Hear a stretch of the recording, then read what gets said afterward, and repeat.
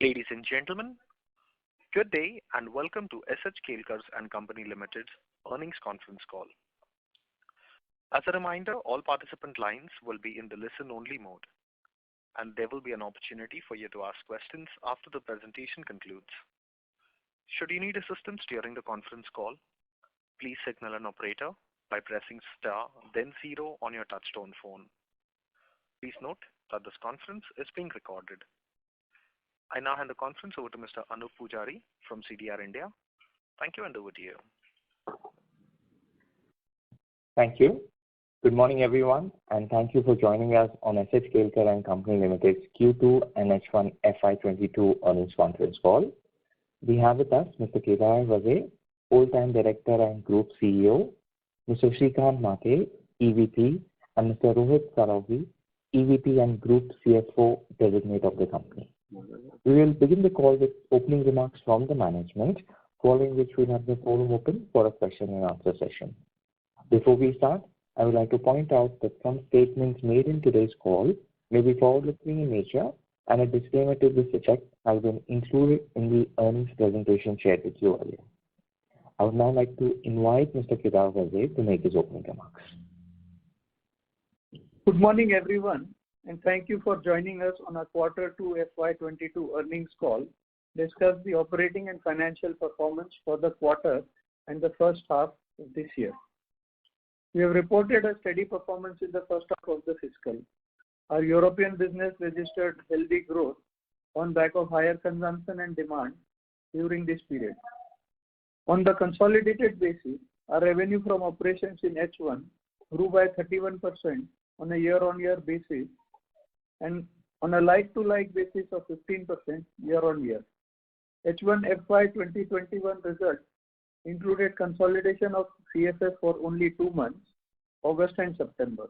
So on a like-to-like basis, CFS core fragrance business grew by 39% in H1, and it maintains a 2-year CAGR of more than 10%. The emerging market sales grew by 9% during the first half of the year. In the quarter, revenues from operations stood at 358.3 crore as against 351.9 crore for Q2 FY21. This muted performance was on back of a challenging macroeconomic witnessed in the emerging market and a higher base effect of the previous quarter, Q2 of last year. In the corresponding period last year, we had witnessed pent-up demand in various health and hygiene segments with new entrants in the category. This has subsequently come back to normal traction. In addition, Southeast Asia business was mostly impacted due to continued spread of COVID-19 and intermittent lockdown. Overall, emerging markets revenue stood at 276.1 crore as compared to 313.7 crore in Q2 FY 2021. On the raw materials front, we continue to witness cost pressure on account of global inflation in raw materials. Our inventory policy, better product mix, and our ability to pass on price increases helped us to minimize the impact on margins. Gross margins stood at around 41% in Q2 and H1 FY22. And EBITDA margins on a like-to-like basis, including other income, stood at 15.3 and 15.8 in Q2 and H1 respectively. EBITDA margin impact was also on account of lower revenues in the emerging market. In order to efficiently mitigate cost pressure and to normalize our operating margins, we are working with our customers to undertake further price hikes in the future. Overall, we are monitoring the raw material situation that has been evolving in the recent past. Our reported PAT in H1 has come at 103.5 crore with PAT margins at 14.4%. In this quarter, there was a one-time exceptional loss of 6.2 crore due to flood, wherein the Mahad facility operations were disturbed. And an amount of equal amount is recoverable from the insurance company. Accordingly, the company is in process of filing business interruption claim in the coming quarter. However, for the Q2, this cost is being taken as exceptional cost. In Q1 FY22, that also included a reversal of additional tax provision aggregating to 64.5 crores consequent to the ITAT order. Adjusting for this, our PAT stood in H1 at 45.2 crores. In addition, we expect somewhere between 8 to 9 crores of insurance claim in the future quarters. With that, our PAT will be 54 crores for the first half of the year. From a consolidated balance sheet perspective, our net debt stood at 347 crores as of September 30th, 2021, compared with 334 crores as on June 30th, 2021.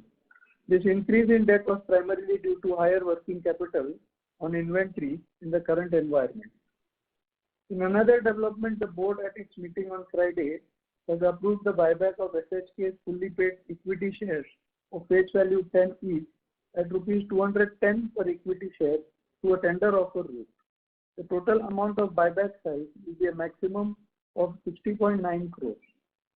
The company proposes to buy back 29 lakh shares at the offer price, representing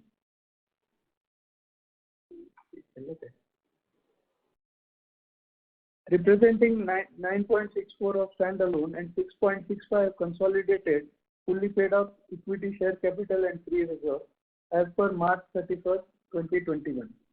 This signifies our confidence in both the balance sheet and our future cash flows over the medium to long term.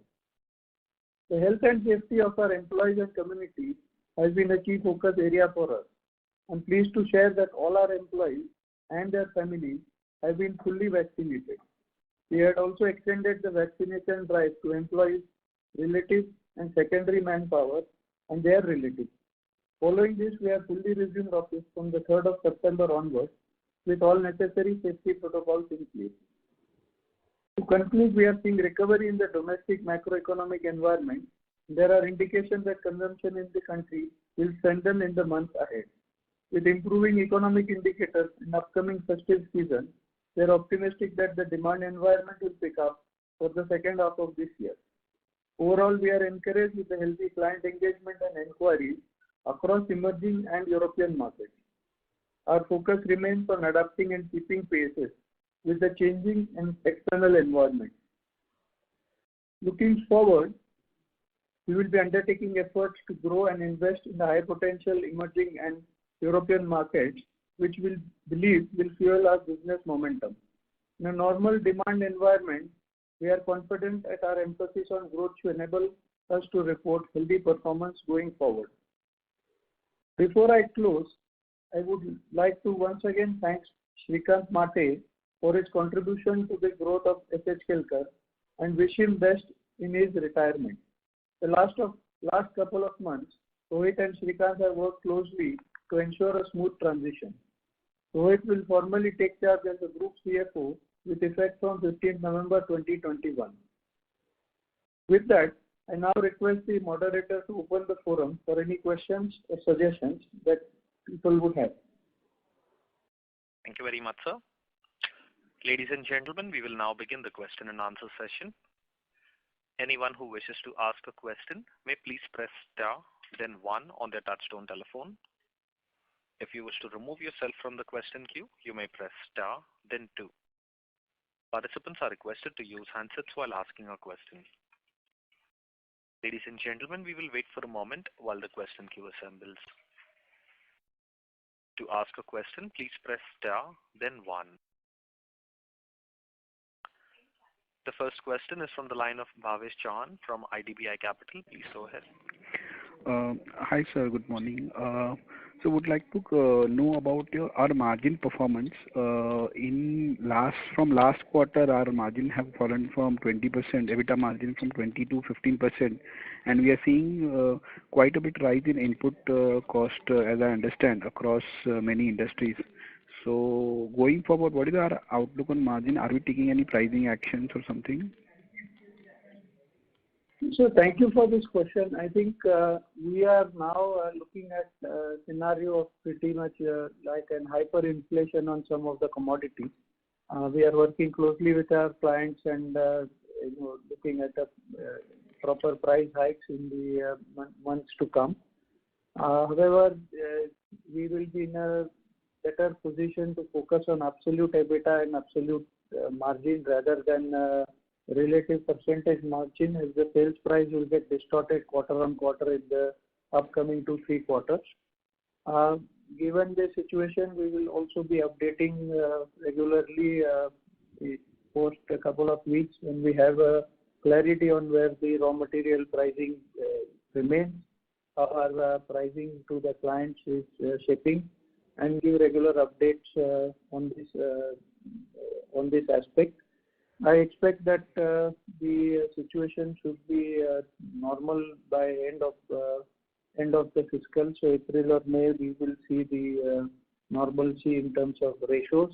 But till that time, in 2-3 quarters, we will require to focus mainly on the absolute margin and absolute profit without looking at the percentage on sales. That number will get distorted. Okay, sir, that's quite helpful. And secondly, sir, how is the demand environment currently, and are we seeing any new order backlog or new clients that we have added in the last 3 months or so? So I think the demand environment is pretty normal at this point. In fact, it is quite healthy given the festival and the recovery post July, August. I think from September second half, we've seen good recovery in the demand. Obviously, the demand recovery is one side of the story, and we are now looking at the raw material situation that we balance the growth in the margin profile. Okay, sir. So lastly, I would like to ask management on their views on capital allocation. Sir, we have some debt in our books, and then we are going for a buyback, and also there could be opportunities for inorganic growth.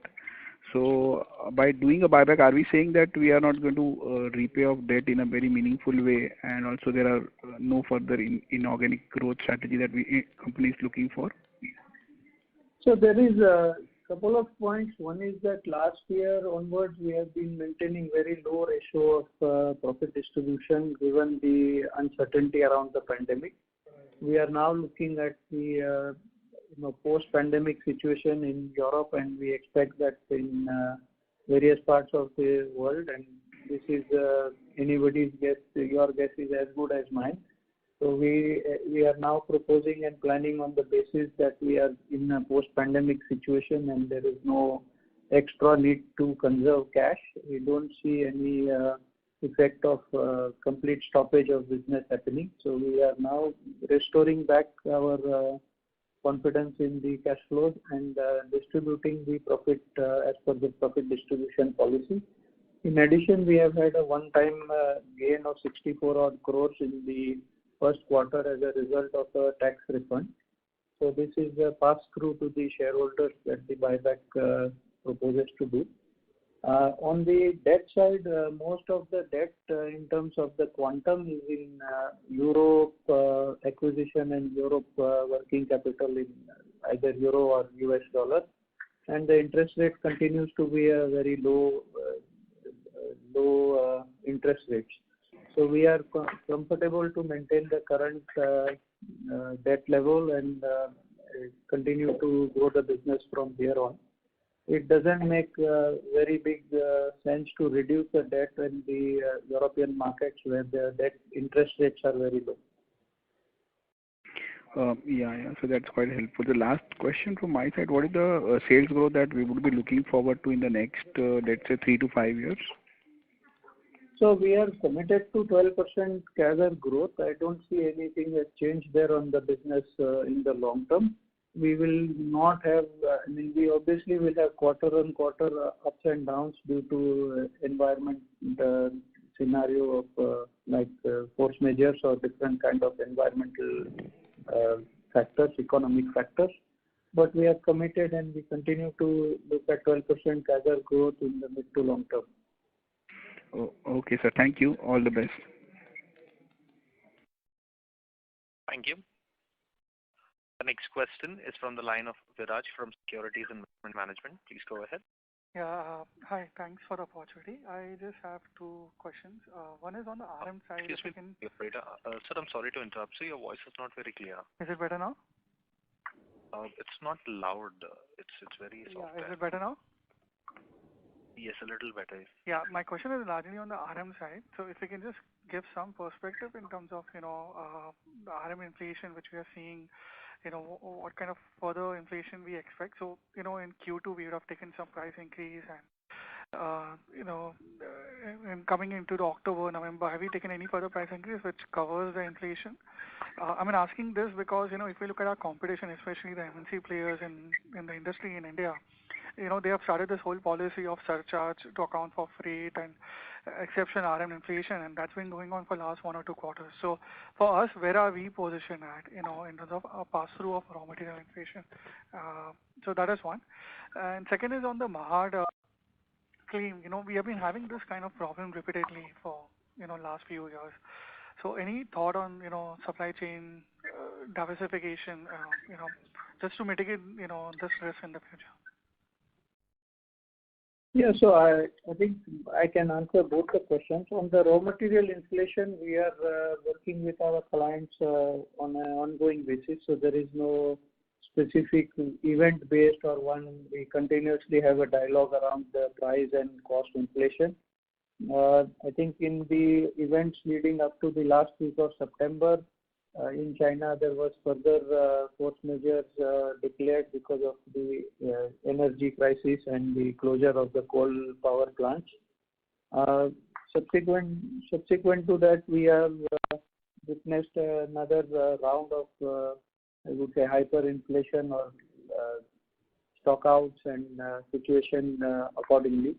Our inventory policy maintaining high enough levels, we are quite well covered into the next couple of quarters, and we will look at gradual phased manner price increases to our clients so that we balance the recovery in growth with the price inflation, and we don't want to end up with a situation where the price inflation stops the volume growth recovery. So that fine balance between the raw material price, selling price increase and continued volume momentum, we will navigate that environment. Having said that, we are of the scenario on the raw material with our contracts and our inventory policy, so we will be better placed to this couple of quarters to manage this.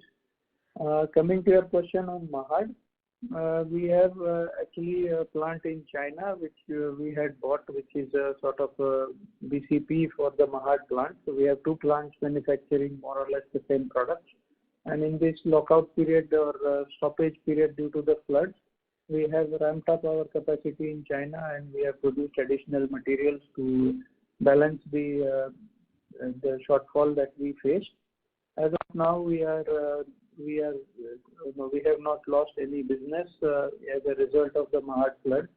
The only issue there is that the costs which were incurred in this period and are not represented or reflected in the books of accounts till we have a confirmation from the insurance claim. So that part should also be coming in the quarters ahead. Okay. So on the RM inflation side again, just from an approach point of view, would the approach largely be on getting more volume, and not be that aggressive in terms of pricing, or, we kind of having a more balance? I think we will work with the clients one-to-one. There are obviously pressures across the board, so we will work with our clients and we are confident to pass on the cost increases as it's a flow through. We will be selective and we will manage that we don't dampen our growth and future prospects. So we will ensure that we get into the next years with good momentum on the business growth.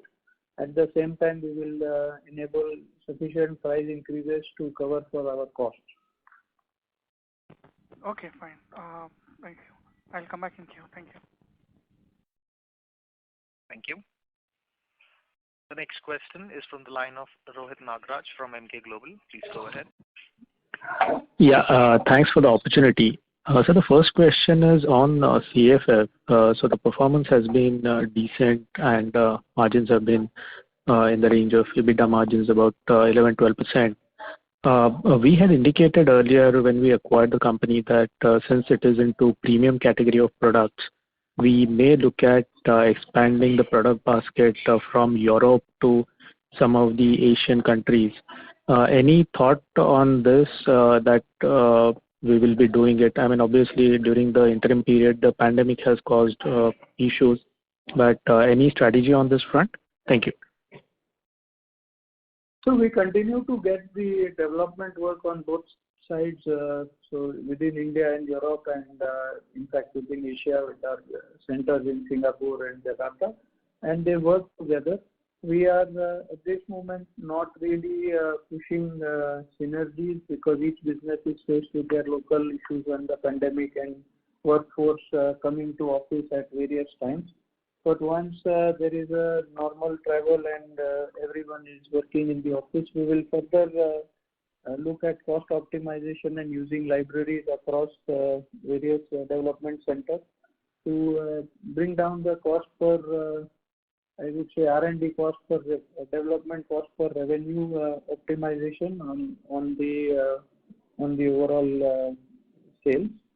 I think as a result of the pandemic, also the gap between the markets in Europe and particularly Asia has increased. I expect that we will see a slow recovery from economic activity and higher premiumization, which was the trend previously. The couple of years of pandemic will put a sort of slow recovery phase, and by the time the recovery is in normal economic cycle, we will have our product range ready in Italy for the launching into Asia. Right, that's helpful.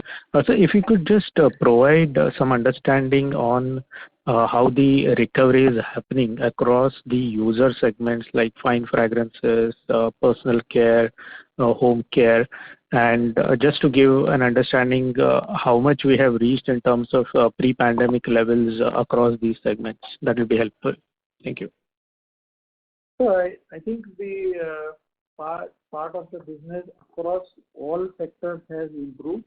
In the first half, I would say May, June, July, sort of these were the peak decline months where a lot of the fine fragrance, deos, these kind of products saw, I would say, half of normal volume. Subsequently, August and September, they have restored and resumed their business. We have also seen across May, June, July decline in small scale. Just a sec. Decline in the small scale business, and that has also subsequently revived. Okay, that's helpful. And now we are halfway through the year. Would you like to give any guidance for FY22? I think our guidance remains the same. We have talked about a 12% CAGR in the year on year. I think we are quite confident to achieve that. Initially, last year we had also guided for a jump back on the first half, since last year first half was muted. Unfortunately, this year first half was also affected by the same pandemic related issues. So we are confident of a 12% CAGR over last year, and then look at continuing growth from there on. In the emerging markets, the base business, the European business has been clocking 12% CAGR over the last 2 years, and we expect that to continue. In the overall picture, I think we will also need to optimize some of the sales based on the margin and raw material inflation. So on a longer term, we are confident to do the 12% plus growth rates. The margin percentages will be something which will see a dip, and we will need to take a certain strategic hit in the margin in this quarter given the hyperinflation. But we will be able to restore that back to a long-term 40 to 43% gross margin and continued growth. Right, sir. Thanks for all the answers. Best of luck and Diwali wishes. Thank you. The next question is from the line of Dhaval Shah from Swan Investments. Please go ahead.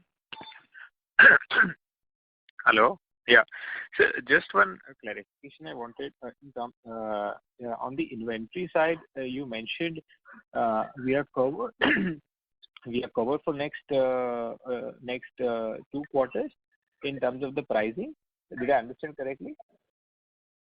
No, in terms of raw material availability, pricing remains a challenge. So cost pressures are definitely there.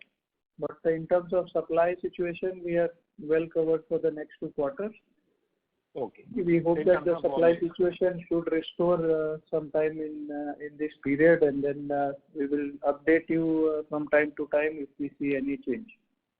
Okay. So you meant you are covered in terms of volume availability and the pricing remains open. Yes, the pricing also we have covered our material. The price inflation we will work out and pass on to our clients. Okay. And when you mentioned about maintaining the absolute EBITDA and not the percentage, historically, how have you worked around? Largely, you have been working on the percentage terms. Then, what sort of renegotiation you would have in terms of, in terms of the? So as a very basic situation, if my selling price was 100 rupees and 50 was my COGS and 50 has become 60, I don't see any way that we will be able to pass on more than the cost pass through in such a quick turnaround situation. So we will be able to pass on the 10% inflation or 12% inflation on the top line to our clients. Plus, we will have to look at the product mix and make proper use of the available raw material and improve the overall EBITDA margin. So effectively, the control, also there will be cost control which we need to do. And effectively, the idea is to maximize absolute margin in line with what was the original budgeted numbers. The top line will get distorted on account of the inflated selling price, but that we will pass through cost increase to the clients. Got it. Okay. Thank you, sir. Got it. Thank you. The next question is from the line of Nikhil from SIMPL. Please go ahead. Yeah. Hi. Good morning. Thanks for the opportunity. Am I audible? Hello? Yeah. Just 2 questions on the comments you made during the call. In one of the earlier questions, you mentioned that we would be looking at a growth in next year. But subsequently, you mentioned we've been having a 12% CAGR growth for this year, considering the weak first half. Do you think that 12% CAGR growth is still possible for this year, or do you think it's more the growth options are more from next year onwards only? Just to understand it. So if you look at the first half with the emerging markets, India situation being muted, we have still done a 15% growth on a like-to-like basis, including Europe and so kind of emerging and the European markets. So we are confident to continue that track. We also see demand revival in the emerging markets. So I don't see a big challenge to maintain the 12% growth, although the first half has been muted. I see this as very similar to last year. We have seen a big jump back in the second half.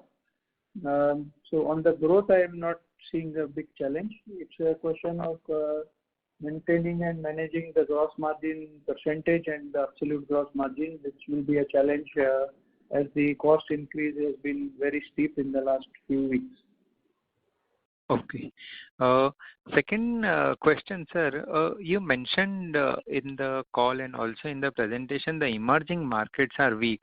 And if I go back to our 2 to 3 years back calls, we had like 3 eyes as the key market. So which was India, Indonesia, and Italy. Is it like the Indonesia market because of COVID has been disrupted significantly, and that is why the growth in this quarter has been slow? Or is it like this is across India, Indonesia, all of the markets have seen a major disruption? So we have clearly seen the sort of pandemic and post-pandemic scenario. So in Europe and Middle East, where the vaccination drive was earlier than in the emerging markets like India and Indonesia, we have seen the recovery phase already started. So we know that we can expect the similar thing in India, Indonesia, and these emerging markets in post-pandemic scenario, which is at this moment. We will remain cautious because the pandemic scenario is always news and it varies. So our business plans will maintain the agility in terms of able to react to any situation that may emerge. But we are going on this basis of a post-pandemic scenario and restored growth coming back in the emerging markets. India, for sure, we are already seeing the momentum. For the Indonesia, which is our third eye, the pandemic situation in Southeast Asia in general is still a bit more difficult than in India, and it will take more time to play out. But I strongly think that by end of the year, we will see the emerging market on Indonesia, Southeast Asia business also recover. And sir, just one thing, Southeast Asia would be contributing what percentage of our revenue? Approximate? 7 to 10% of our on the fragrances and overall 5% of the total. Okay. And lastly, you mentioned in Mahad there was a cost which we have booked in P&L. What was the quantum which we have booked? So we have booked 6.2 crores as an exceptional cost in the P&L this quarter. Okay. Okay. Thanks a lot, sir. Thank you. The next question is from the line of Anuj Sharma from M3 Investments. Please go ahead. Yeah, thank you for this opportunity. Kedar, if 2-3 years ago, you had made a reference that the cost increase or the raw material escalation was maybe sort of once in a Six Sigma event or maybe once in a century event. If you draw parallels to that raw material escalation and currently, what is the parallel? And is it a more broad-based escalation, or it's driven by few cost elements, few material?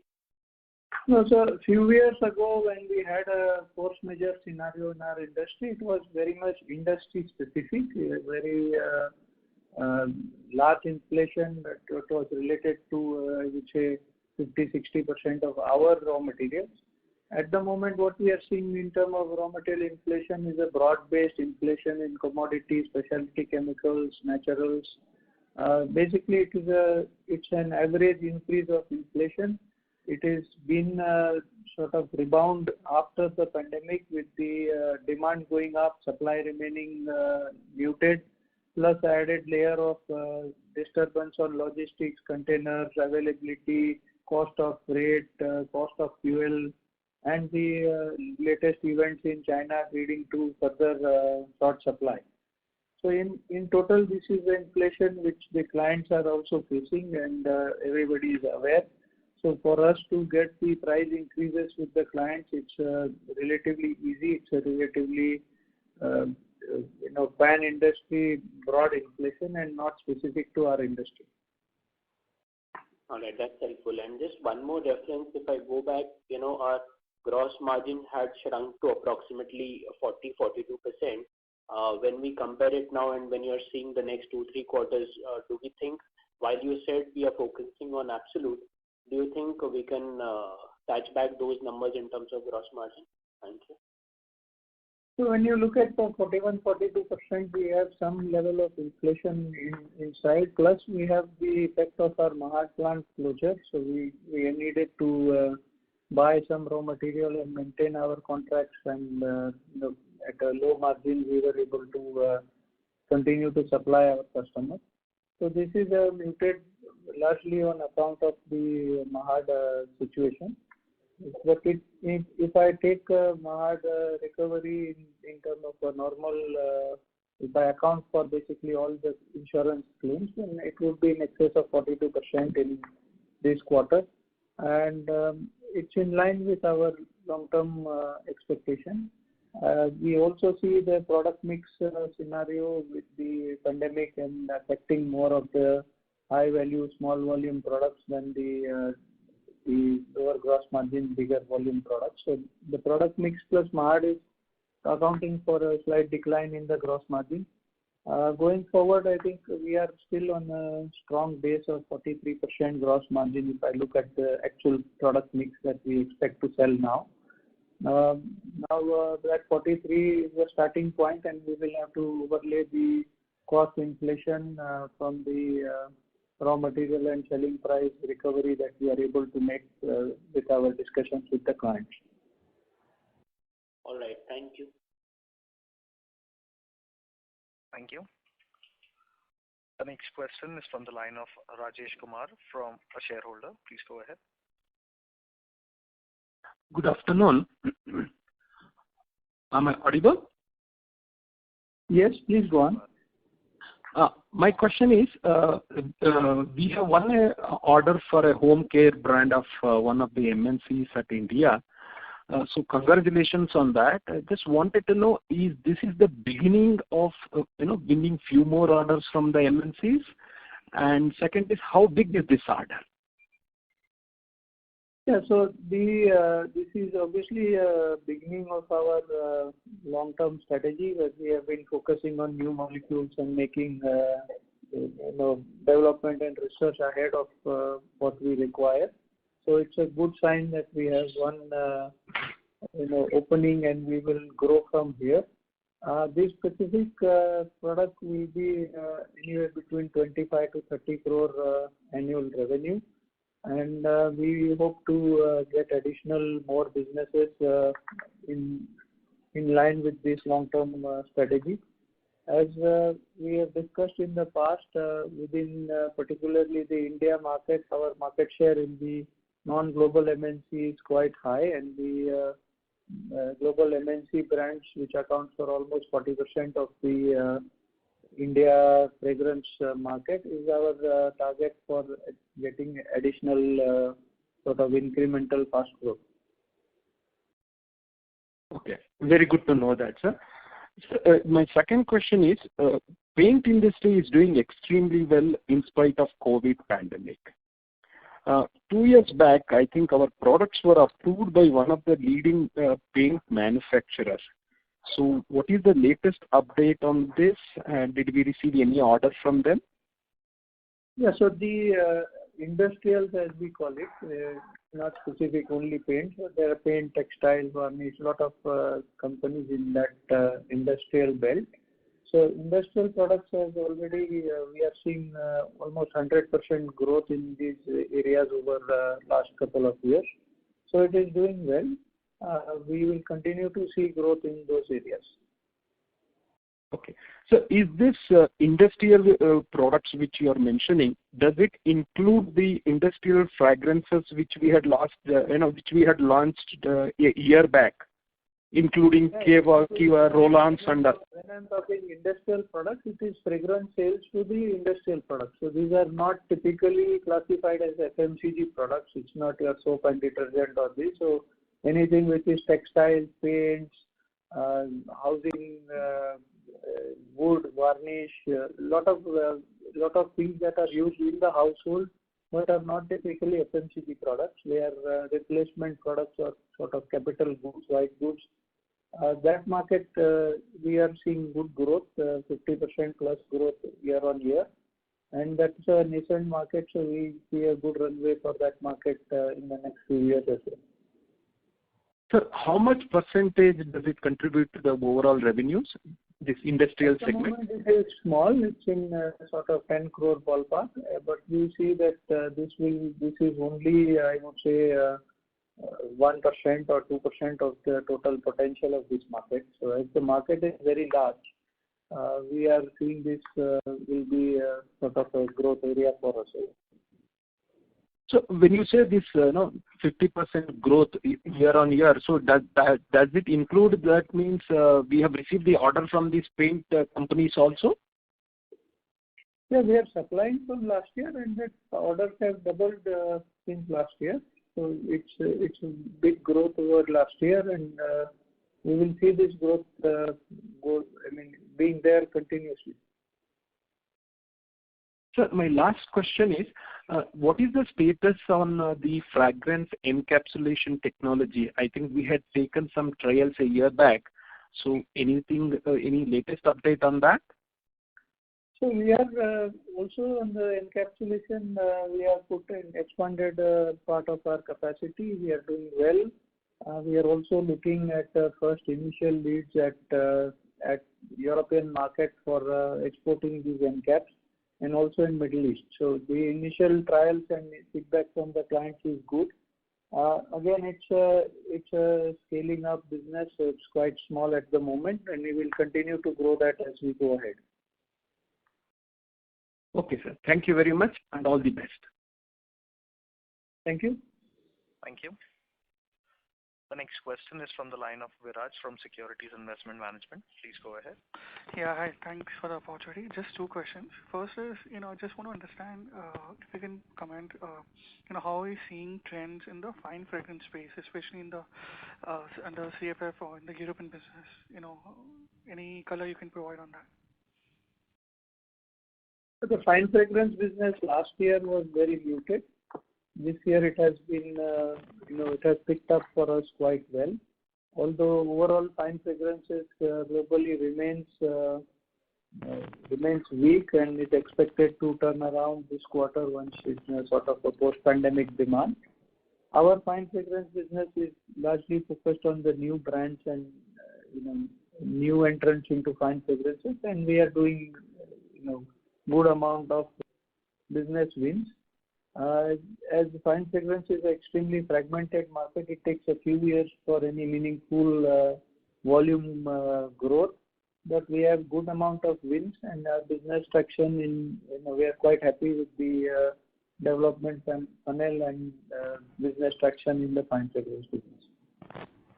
So for us, for CFF, how much would be for fine fragrance? Would it be like 5%, 10% of their base, or?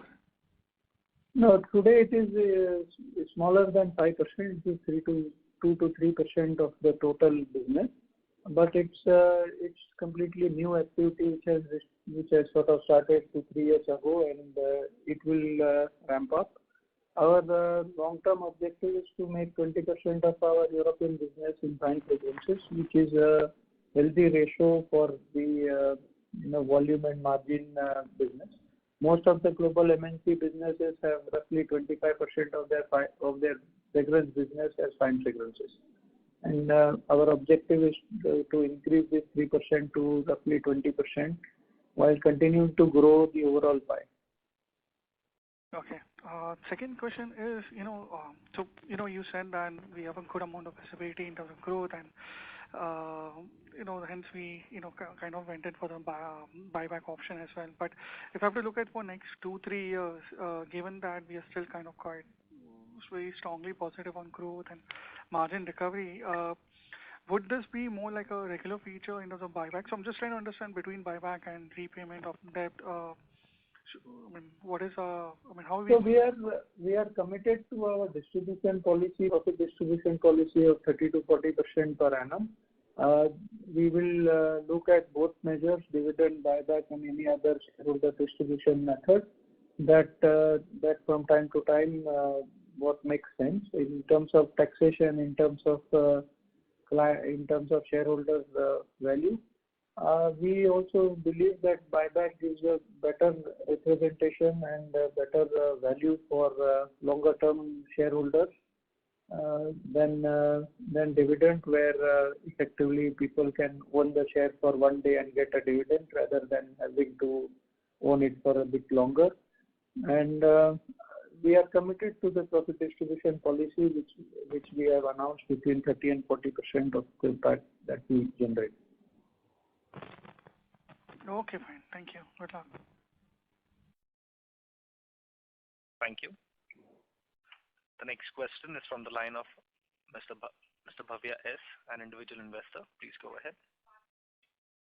Yeah, hi sir. Thank you for the opportunity. So my first question is, during the GST implementation, you had alluded that small businesses are also forming a part of our business, and they face demand and GST-led issues, and a lot of businesses closed down too. So right now, currently, are we seeing small businesses form a part of our revenue, and how are they growing? So about 10% of our domestic business is in small customers, and they continue to maintain their business. We have seen, as I mentioned earlier, a lot of churn post GST demonetization, and the nature of or number of customers that have degrown or consolidated at the marketplace. Today we have roughly 10% of our customers and sales in the small market. It's a market which is quite robust. However, it is the sales are disproportionately affected when there is a lockdown or a pandemic closure, because the customer set that they address is mostly in the bazaar. So the small shops and the bazaar market, if it is closed on account of lockdown, they see immediate slowdown. They are not really represented in retail, modern trade, or home delivery brands as much. So this is a net effect. When the pandemic lockdowns happen, this 10% business has a very acute slowdown. But we expect this business to bounce back. There is also pent-up demand from the consumers to buy these products. Okay, thank you, sir. So my second question and last question is, can you throw some light on the Ayush front? Last call you had alluded that it's a robust and growing market, and currently are we seeing the same trend? I know it's only 3 months apart, but is there any update, and can you throw some light on the same? Yes, so our wellness ingredients part of the business is also doing well. Our research in that has created a couple of new products.